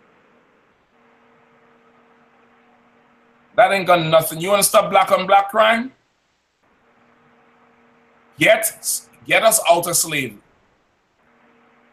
Go out there and speak and end slavery. End it like Moses did. Go out there and put the work in to wake a nation up so Christ could return and bathe this kingdom in blood. Bathe the islands in blood. Bathe Central and South America in the blood of their oppressor. And take his people out of that hell. You understand? Take his people out of that hell. That's how you're going to end black on black crime. Now, that's how you're part of fight. Imagine two brothers fighting, and they look up in the sky and see 200,000, which is 200 million, black angels, niggers with wings, and the face of a man on one, the face of a bull on the next one, the face of a lion, and the face of an eagle. And they coming with chariots, and they killing everything and chopping everything in half. You think them niggas have time to fight? Huh? You think they still gonna be fighting? They ain't got no time to fight after that. Nah. They're gonna be hoping them niggas ain't coming to kill them. So that's the bigger issue. That's the real issue. Now at the same time, strategy, you're taking ground. You're gonna take ground, take ground, take ground. If you see brothers who willing to give you an air, go talk to them. Hey brother, listen man, I'm Trooper GEN.YAHANNA, Israelite School at U.P.K, home of the truth. Teach the truth about the Bible, that our people are the real Jews of the Bible and not the white man. White man's the devil. You know what I mean? I thought you brothers might be interested in class. Here's a flyer, man. Check it out. You guys got Facebook? Anybody got Facebook? Facebook? Let me add you now. You know, just act like you run the whole show. Facebook? Let me add you now. Facebook, let me add you right now. I'm going to send you the link. And what you would find, you would cut the demon that's in brothers to make them hate each other. Same thing happened in UK. We went there. But if we were Christian in nature, we would have left that building being enemies with the brothers there in Nottingham. And we, of course, we ain't Christian. So a disagreement that later got rectified, that did not leave any wedge between us. Until this day, we communicate back and forth with the brothers. The brothers in UK went down to them a couple of weeks ago for an event they had down there. And they invite them, especially like, yo, man, we having this event, yo, come on down. You understand? Because of the brotherhood. Because we was black men. Because we ain't bound up in Christianity.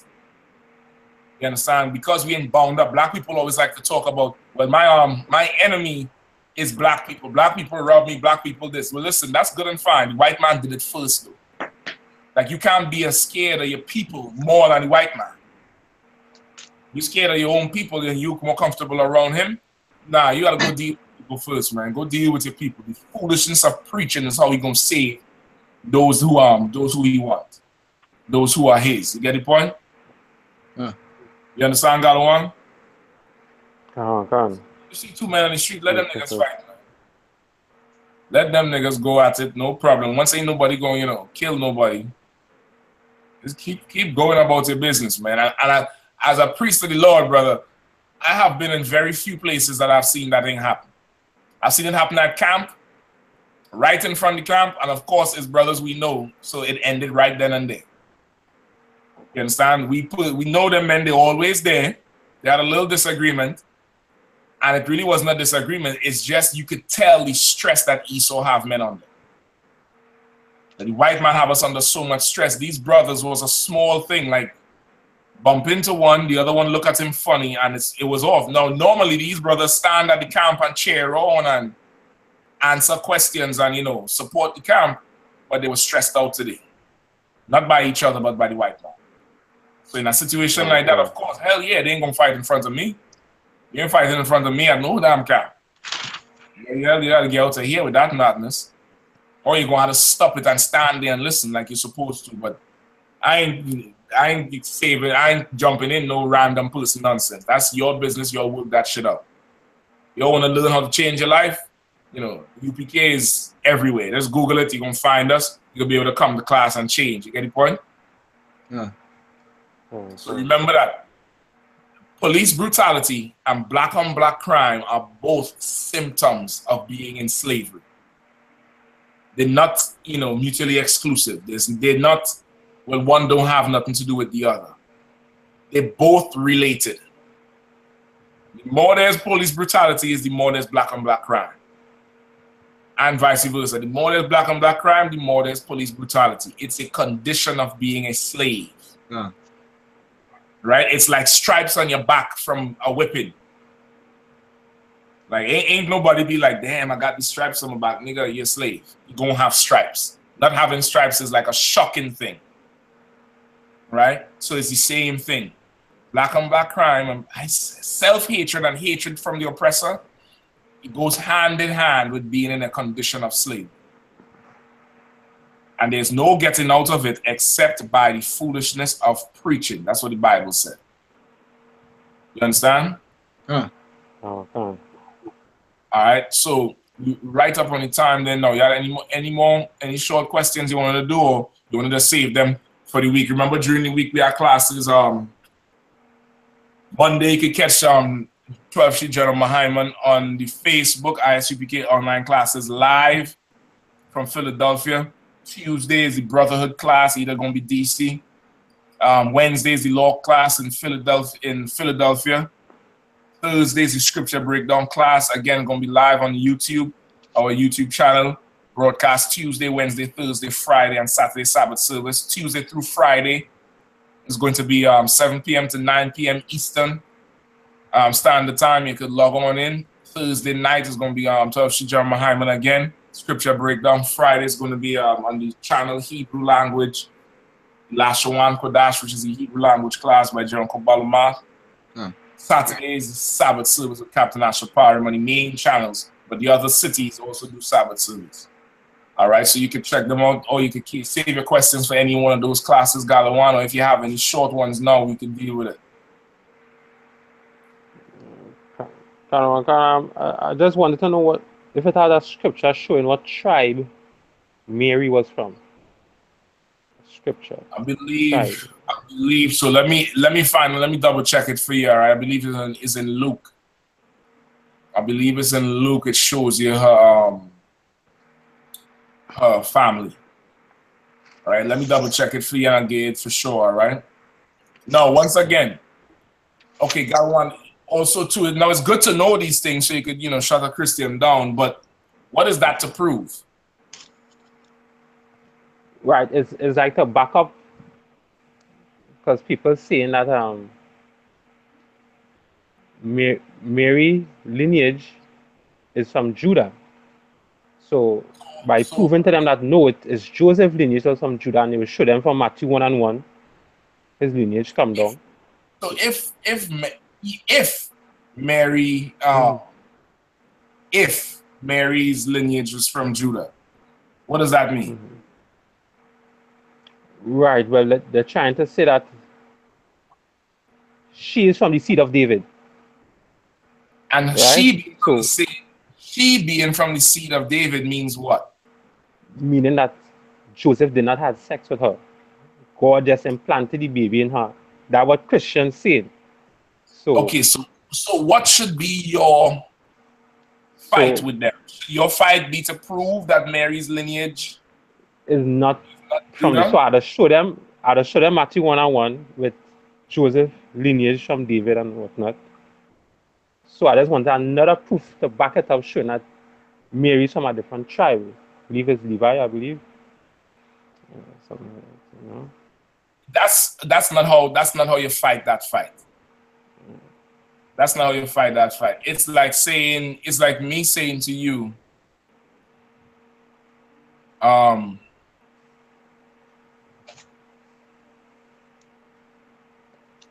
it's like me saying to you, okay, what's a good example of it? Okay, this is more Christian retardation. And you have to, you can't think on their level to battle them. You have to, when you get a Christian, you have to pound them into the ground. Right? You have to pound them. Don't meet them here, meet them here. Pound them into the ground. Right? The battle shouldn't be Mary. It should not matter what lineage Mary is, which is the mistake you're making. Who cares what lineage Mary is? Who cares? Let's say she is a Judite and the Most High Power did have sex with her. We know that ain't right, but let's say that really didn't happen. Christ would still not be a Judite because the Most High don't have no tribe. Whose seed impregnated Mary? Lord? God? What tribe is God from? You understand? Right.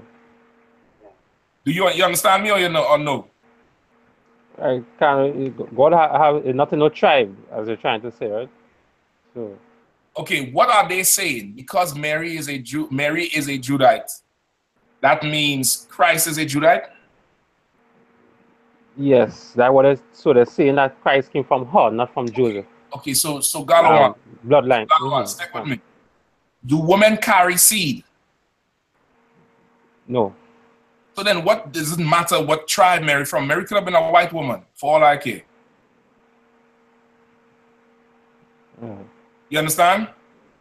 Who cares about Mary's lineage? Who cares? It doesn't matter. In this fight, it matters, but it does not matter in this fight.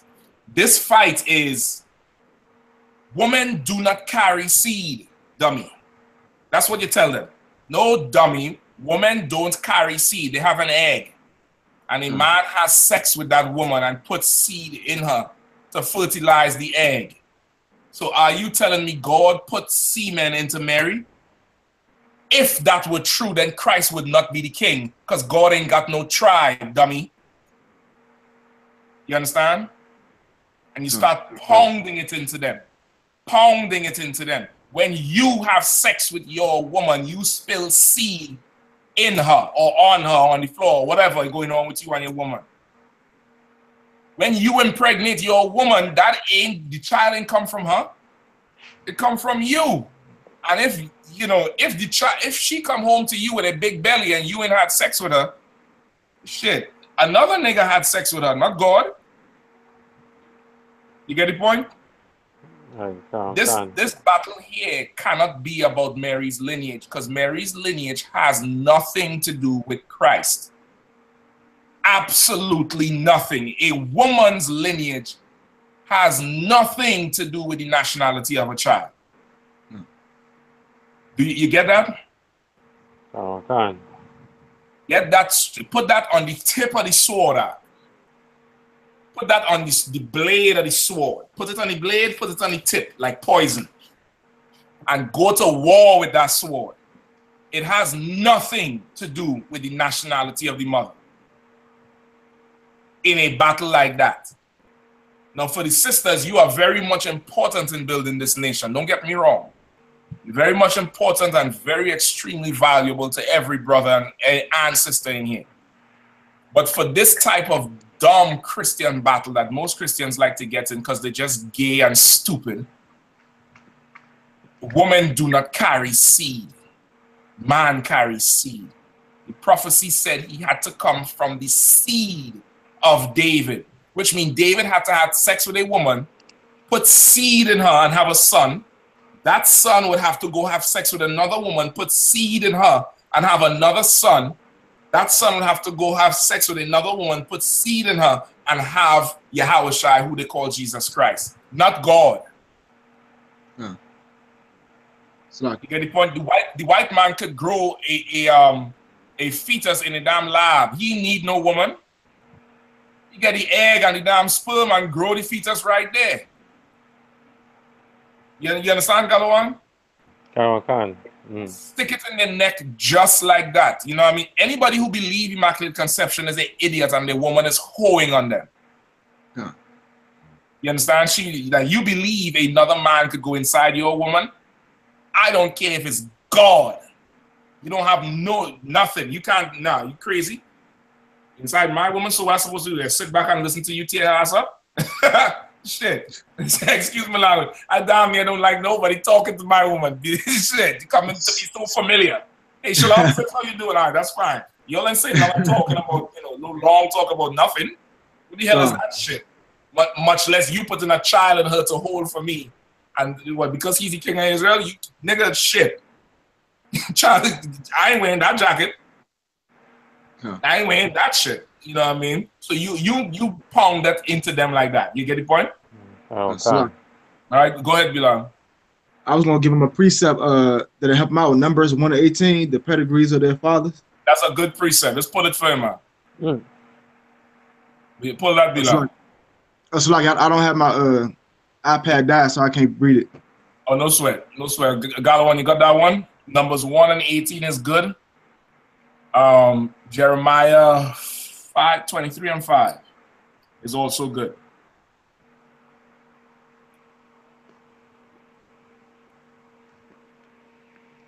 You said Jeremiah 23-5? Jeremiah 23-5, I believe.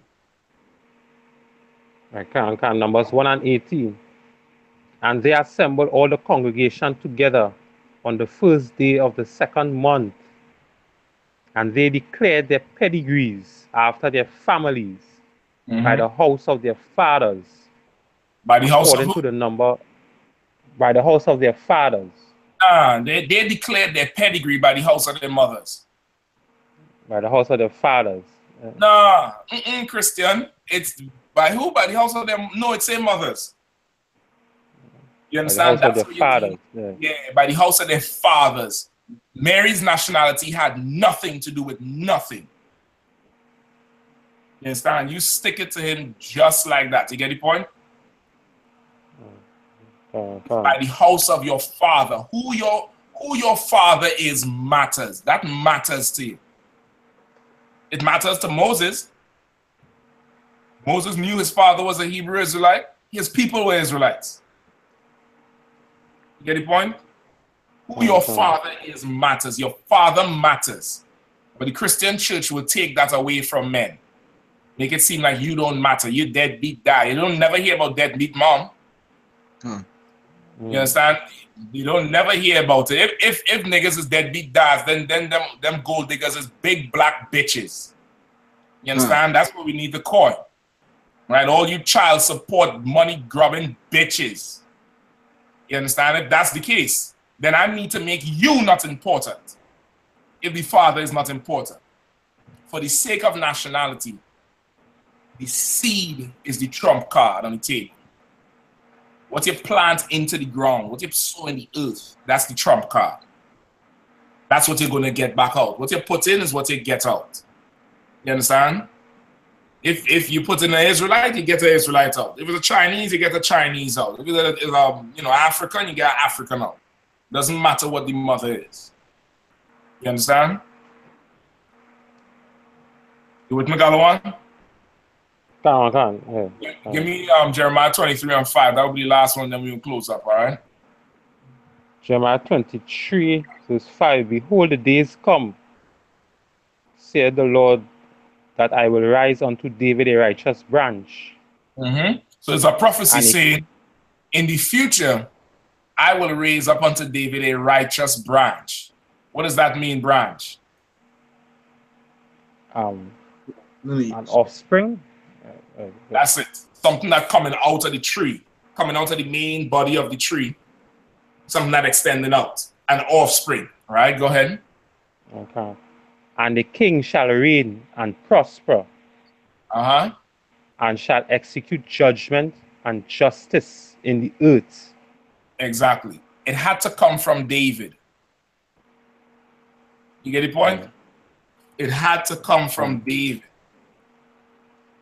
It had to come from David. He would raise up from David a righteous branch, a righteous offspring, right? From the seed of David. From the seed of David. Let me give you one more. Romans 1 and 3. Romans. Right? Make sure you're writing these down too, all right? Romans 1 and 3. Romans chapter 1, verse 3. Concerning his son, Jesus Christ our Lord, which was made of the seed of David, according to the flesh. Which was what? Made of the seed of David, according to the flesh. Which was what? Made of the seed of David. Ah, the seed of David's wife. The seed of David. Which was made of, the seed of God. The seed of David. So how could Immaculate Conception be real if the Bible just said he was made of the seed of David? Go ahead. According to the flesh. According to flesh. According to flesh, according to physicality. How do babies get born? Sex. Galwan? Man and woman having sex. That's according to the flesh. He was made from David's seed according to flesh. According to how flesh makes flesh. Which is sex. You understand? So don't let no Christian come and try to tie you up in the lineage of Mary. Nigga, that shit don't matter. Oh, hell, that don't matter. But I would still get quantified for you, just for, good knowledge to have. Whether it was, I believe it's Levite or Judite, I'm not too sure. Because I know Elizabeth, who was Mary's cousin, was a Levite. So John the Baptist was a Levite. Not too sure. I'm definitely going to find out for you. But that shit don't matter. You understand? Okay. That shit don't matter. You know what I mean? Shit, if that does not matter. If that mattered, shit, who did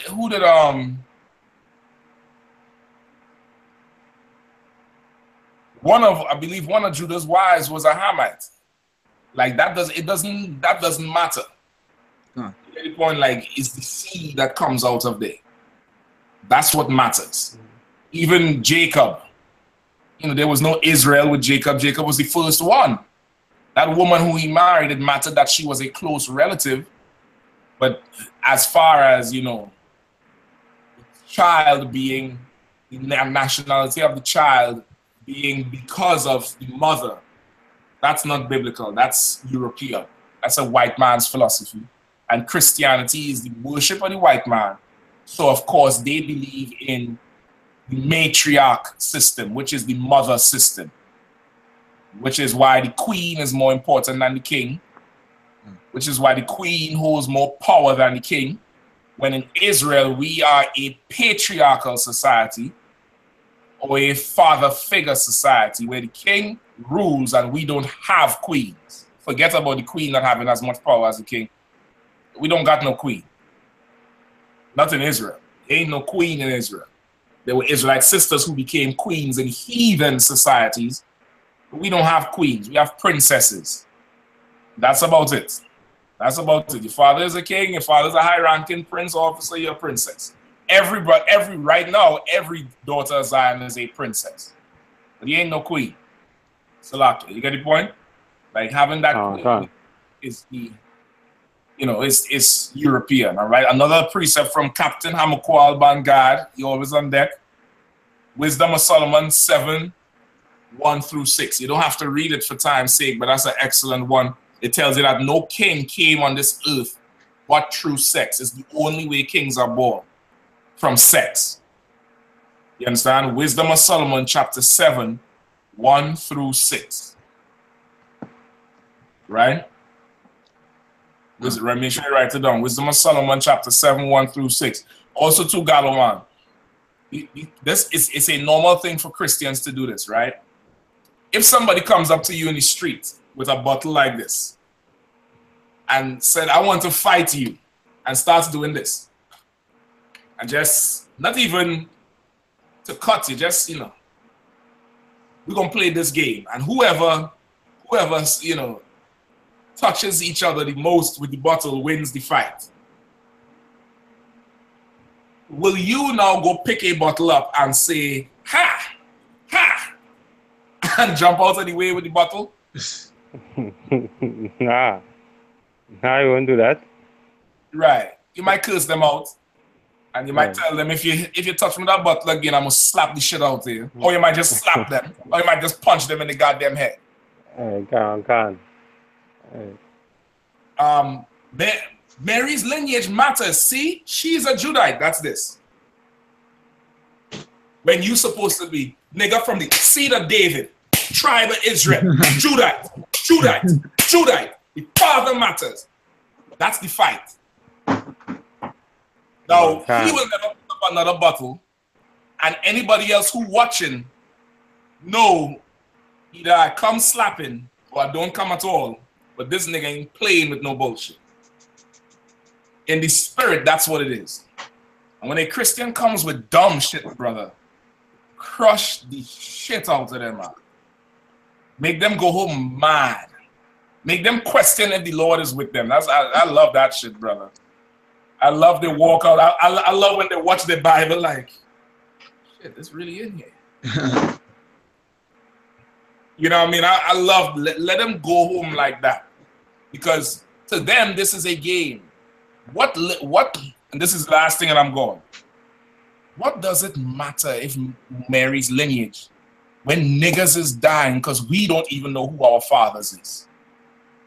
When children being molested because there ain't no father in the house. And this Christian is coming to try to take away Christ's father from him. That's the bigger picture. Christ had a father. His name was Joseph. Who the hell is you, faggot, to come and tell me that Christ didn't have a father and Christ had a father?